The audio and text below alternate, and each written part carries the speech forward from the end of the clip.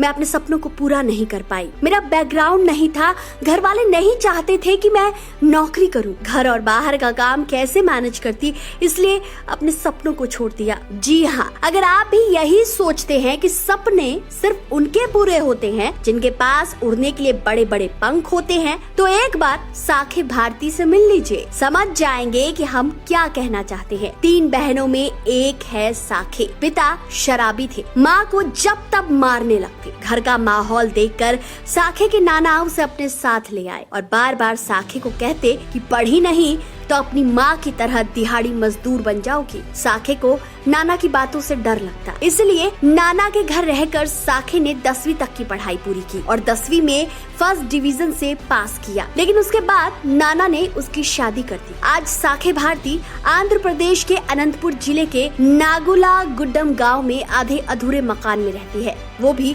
मजदूर है। रोज कुआं खोदो और पानी वाला हाल है। कभी खेत में काम करती है, कभी गाय के गोबर से उपले बनाती है। इसी से कुछ 150 रुपए मिल जाते हैं। पति शिव प्रसाद भी पत्थर तोड़ने का काम करते हैं। शिव प्रसाद बताते हैं कि वो 10वीं में 4 बार फेल हुए और उसके बाद उन्होंने पढ़ाई छोड़ दी। घर में बच्चे हैं, ऐसी स्थिति में एक मजदूर सपने कैसे देख सकता है। चलिए, सपने देख भी ले, लेकिन उसे पूरा करने की हिम्मत कहां से ला सकता है। लेकिन साखे सबसे अलग थी। उसने न सिर्फ सपने देखे बल्कि पूरे परिवार की जिम्मेदारी संभालते हुए अपनी पढ़ाई पूरी की। पढ़ाई भी ऐसी वैसी नहीं, बल्कि PhD। जी हाँ, साखे भारती PhD होल्डर है। रात में जब पति और बच्चे थक कर सो जाते हैं तो साखे अपने सपनों को साकार करने में जुट जाती है। आंध्र प्रदेश की ये युवा महिला मजदूर जल्द ही प्रोफेसर बनने वाली है। शिक्षा के सीमित अवसरों और संसाधन की कमी जैसी तमाम चुनौतियों का सामना करते हुए केमिस्ट्री में PhD पूरी करने वाली ये महिला अपने आप में एक मिसाल है। सही ही कहा है किसी ने, गरीब घर में पैदा होना पाप नहीं है,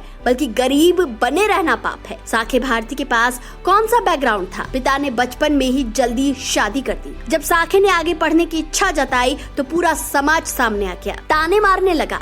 क्या करोगे आगे पढ़कर? हम भी तो मजदूर हैं, लेकिन अपने बच्चों को तो पाल ही रहे हैं। साखे के लिए 12वीं तक पढ़ाई पूरी करना, उसके बाद स्नातक, फिर परास्नातक, साखे के लिए माउंट एवरेस्ट की चढ़ाई से भी मुश्किल था, लेकिन उसने इसे पार किया। वो भी दिन भर की मजदूरी से समय निकालकर विरासत में मिली गरीबी को ढोते हुए अपने रास्ते की रुकावट कहकर चाहती तो कन्नी काट सकती थी, लेकिन उसने ऐसा नहीं किया क्योंकि उसे पता था गरीबी बहुत बड़ा अभिशाप है। 12वीं तक की सारी पढ़ाई उसने सरकारी स्कूल से पूरी की, फिर शादी हो गई। ससुराल में आकर पति से पढ़ने की इच्छा जताई। मजदूर पति को अच्छा लगा कि मेरी पत्नी औरों से अलग है, लाली लिपस्टिक की जिद तो नहीं करती। पति ने अपनी पत्नी को आगे पढ़ने के लिए प्रोत्साहित किया, उसका नतीजा भी आया।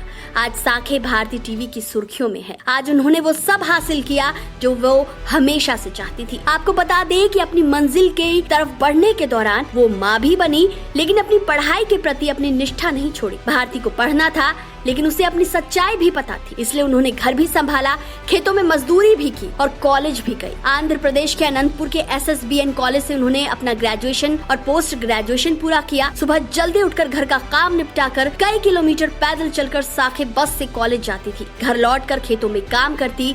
उन्हें पढ़ाने वाले शिक्षक साखे से बहुत प्रभावित रहते। उन्होंने ही साखे से आगे PhD में दाखिला लेने के लिए कहा। साखे भारती का एक ही सपना था, वो किसी कॉलेज में प्रोफेसर बने और साखे जल्द ही बन भी जाएंगी। दोस्तों, साखे भारती की कहानी सुनकर तो यही लगता है कि गरीबी या हालात तब तक आपके रास्ते का कांटा नहीं बन सकते जब तक आपकी अपनी मंजिल पर नजर है। जब आप जीवन में उतार चढ़ावों से विचलित हो जाते हैं तो अपनी मंजिल से भटक जाते हैं। साखे भारती चाहती हैं कि वो अपनी बेटी को पढ़ा लिखा कर डॉक्टर बनाए, क्योंकि साखे के परिवार में बहुत से लोग बिना किसी इलाज के मर गए। साखे देश के तमाम माँ बाप से प्रार्थना करती है कि बेटी की शादी तभी करिए जब वो अपने पैरों पर खड़ी हो। बेटा बेटी में भेदभाव मत करिए। तो दोस्तों, खेतों में फावड़ा चलाने से लेकर हाथों में डिग्री तक का साखे भारती का ये सफर काफी प्रेरणादायी है। आपको क्या लगता है? यूथ आइकन ऑफ इंडिया की टीम